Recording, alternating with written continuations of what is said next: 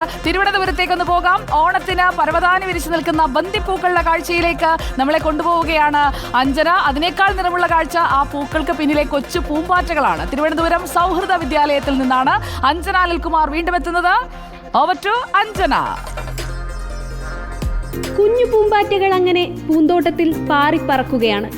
തിരുവോണനാളിൽ കളം നിറയ്ക്കാനുള്ള പൂക്കളാണ്. മഞ്ഞയിലും ഓറഞ്ച് നിറത്തിലുമുള്ള നല്ല ബന്ദിപ്പൂക്കൾ.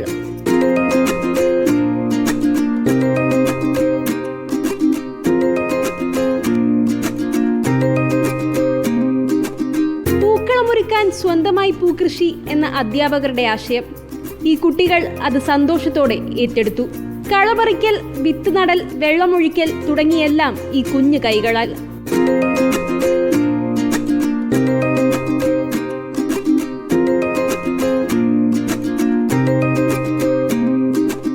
നമ്മുടെ ഏറ്റവും പ്രധാനപ്പെട്ട ആഗ്രഹം, ലക്ഷ്യം ഇതൊക്കെയെന്ന് പറഞ്ഞാൽ നമ്മുടെ കുഞ്ഞുങ്ങൾ സ്വയം കാലിൽ നിൽക്കണമെന്നുള്ളതാണ്.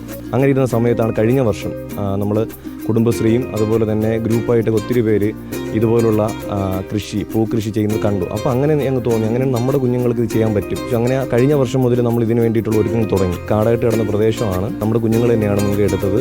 അവർ ഈ കാണുന്ന രീതിയിലാക്കി വളമിട്ടു, മണ്ണ് ചെയ്യേണ്ട നമ്മൾ ആദ്യം ചെയ്യേണ്ട കാര്യങ്ങളെല്ലാം ചെയ്തു, തൈ നട്ടു. പിന്നെ ഈ ഒരു സാഹചര്യത്തിൽ അവർ കൊണ്ടെത്തിച്ചു.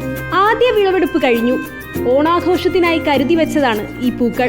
അവർ തന്നെയാണ് ഇതിന് ഇത്രത്തോളം ആക്കിയത്. ആദ്യം മുതൽ അവസാനം വരെ അവർ കൂടെ നിന്നു. പിന്നെ അവരുടെ ആ ഒരു പ്രയത്നത്തിൻ്റെ ഫലമാണ് നമ്മൾ ഈ കാണുന്ന പൂക്കളൊക്കെ. പിന്നെ അധ്യാപകരായിട്ടുള്ള നമ്മൾ ഓരോരുത്തരും ആ കുഞ്ഞുങ്ങളെ സപ്പോർട്ട് ചെയ്ത് കൂടെ നിന്നു. ഓണത്തിന് സൗഹൃദ വിദ്യാലയം സ്പെഷ്യൽ സ്കൂളിന് നിറം അല്പം കൂടിയേറും. പൂക്കളെ പോലെ കുഞ്ഞു ചിരികൾ നമ്മളെയും സന്തോഷിപ്പിക്കും. പൊന്നോണമായി